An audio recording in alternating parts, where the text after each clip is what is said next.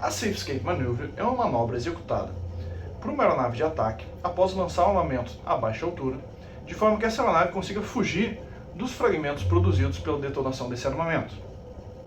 Os fragmentos produzidos por esse armamento eles possuem massas diferentes e, por consequência, terão geometrias diferentes, volumes diferentes e arrastos diferentes, chegando a distâncias diferentes.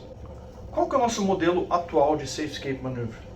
Nós calculamos qual que é uma altura ideal para que cada aeronave esteja no momento que a bomba é detonada, de forma que a aeronave mantenha a sua trajetória e ela consiga livrar um envelope de fragmentação. Então, se a aeronave estiver acima dessa altura, assume-se que a aeronave livrou o envelope de fragmentação. E se a aeronave estiver abaixo dessa altura, considera-se que ela não livrou. Qual que é o problema disso? Esse modelo assume que o envelope ele é maciço e ele é de massa única. Isso não é verdade. Se nós considerarmos a densidade de fragmentos na distância que eles passam pela aeronave, a área total formada por esses fragmentos ela é pouco superior à própria área do armamento que produziu esses fragmentos, e não a semisfera que está em expansão. Não só isso, os fragmentos não têm massa única. Tem fragmentos mais leves, tem fragmentos mais pesados. E, mudando a massa, muda a aceleração oriunda do arrasto. Então os fragmentos eles freiam muito mais rápido ou muito mais devagar, chegando mais longe, ou não alcançando a aeronave. Então perceba, 95% dos fragmentos nem chegam nesse envelope de fragmentação. E esses outros 5% dos fragmentos, algum deles passam por esse envelope sólido que ele é calculado, e outros não. O modelo proposto busca solucionar isso. O primeiro passo é fazendo a leitura da trajetória da aeronave. Quando a Safe Escape Maneuver foi calculada, ela não levava em consideração, por exemplo, a perda de velocidade da aeronave quando ela faz a cabrada para livrar esse envelope. Então, considera uma velocidade fixa semelhante a aeronaves de alta performance, como a 1, F5. Uma aeronave turbohélice ou pistão, por exemplo, ela vai perder energia cinética durante essa subida após o lançamento do armamento. Então, o que nós podemos fazer é executar essa Safe Escape Maneuver de forma simulada com o avião e ler os dados gravados pelo avião para nós termos informações de latitude, longitude, ângulo de picada,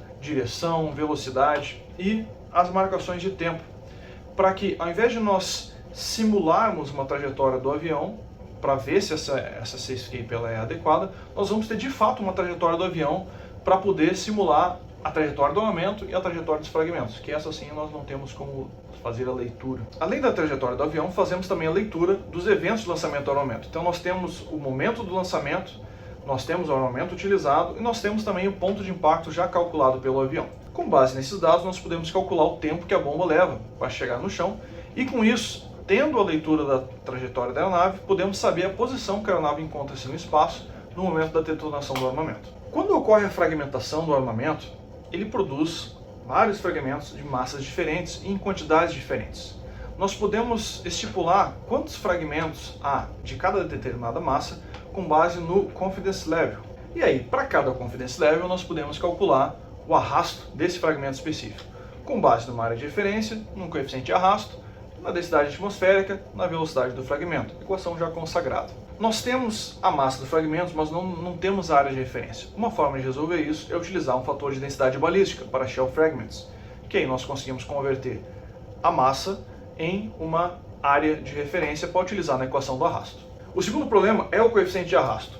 Para shell fragments, nós temos o coeficiente de arrasto, que ele é função do número de Mach, ou da velocidade do fragmento. Quanto à densidade atmosférica, nós podemos obtê-la a partir de um modelo de atmosfera padrão. Sabendo a velocidade inicial dos fragmentos, obtido por meio do CONWAP ou outro modelo preditivo, e sabendo a função de espalhamento dos fragmentos, nós podemos calcular a posição de cada fragmento de cada massa diferente em cada instante do tempo após a detonação, e comparar essas posições com a posição da aeronave.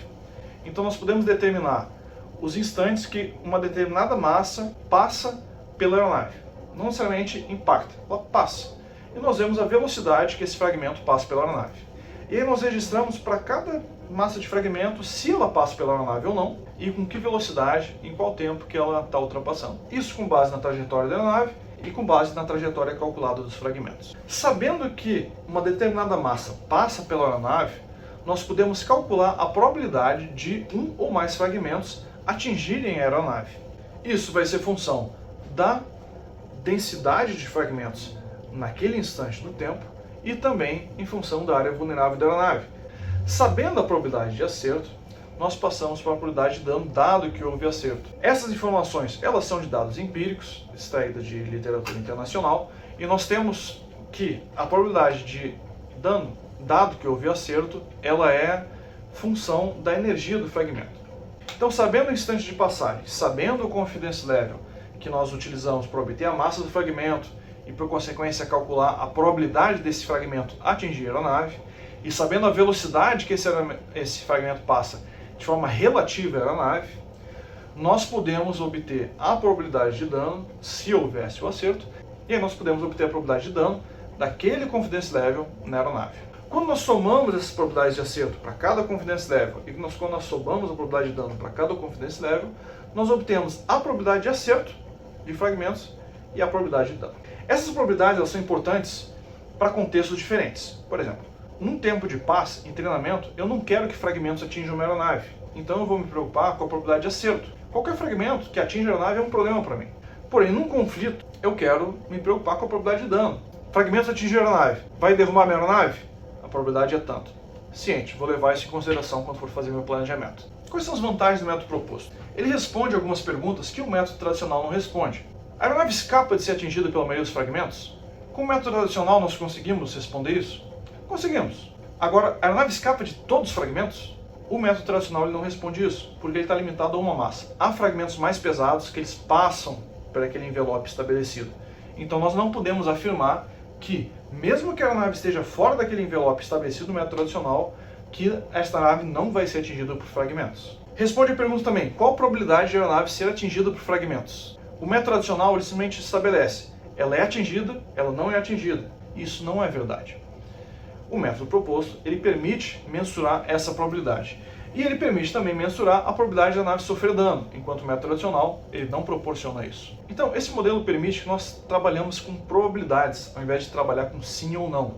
Dessa forma, nós conseguimos balancear, por exemplo, a probabilidade da aeronave sofrer danos pelo armamento, bem como a probabilidade da aeronave acertar o alvo.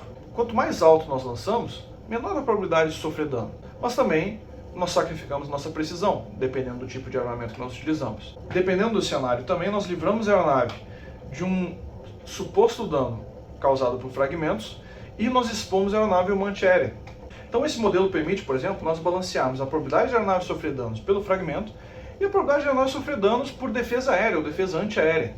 E esse modelo permite que o planejador tenha esses dados para tomar uma decisão mais acertada.